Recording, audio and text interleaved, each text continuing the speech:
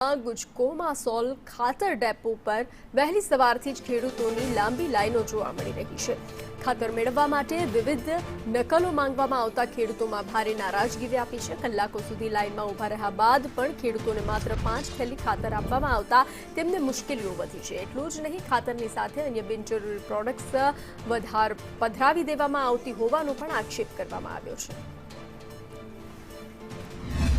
આ લોકો નકલો માંગે છે। નકલમાં જેનું નામ જ ના હોય એ લોકો કઈથી નકલ લેવા જવાના છે?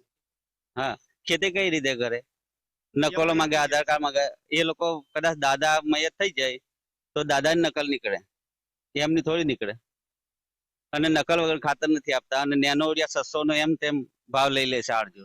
અને પ્રાઇવેટ દુકાનો વાળા 2250 રૂપિયા ભાવ લે છે ડીએપી નો। મારે 5 થેલીની જરૂર છે તો 5 થેલી પાછળ આ લોકો આપણે પેલું એક બે પાવ ચાલે છે, પેલા 1 કિલો વાળા, અને એક નેનો યુરિયા આપે છે તો એ નેનો યુરિયાના 600 રૂપિયા લે છે। તો મારી જોડે ભાડું તો છે જ નહીં બીજું। 5 થેલીનું યુરિયાનો એટલો લઈને આવ્યો છે। અને બીજું કે અમારે લાગે છે બોડેલી તાલુકો, તો એ લોકો કહે છે કે નસવાડી તાલુકા વાળાને એટલું જ મળશે। તો અમારે નસવાડીથી બિલકુલ નજીક છે, 15-20 કિલોમીટરની અંદર છે, તો અમારે બોડેલી દૂર પડે છે। તો અમે નજીક છે નસવાડી, તો અમે નસવાડી લેવા આવ્યા છે તો અમને ના પાડે છે, ચોખ્ખી ના પાડે છે કે બીજા તાલુકા વાળા નહીં મળે। છોટાઉદેપુર જિલ્લાના નસવાડી તાલુકામાં હજુ ખેતીની શરૂઆત થઈ છે ત્યારે દ્રશ્યો જોઈ રહ્યા તો ખેતીની શરૂઆતની સતત ખાતરનો કકળાટ અત્યારથી શરૂ થઈ ગયો છે। આ એવા ખેડૂતો છે, બિચારા આદિવાસી સમાજના ખેડૂતો છે, આજે એમને અહીંયા નકલો લઈ લઈને બોલાવવામાં આવે છે।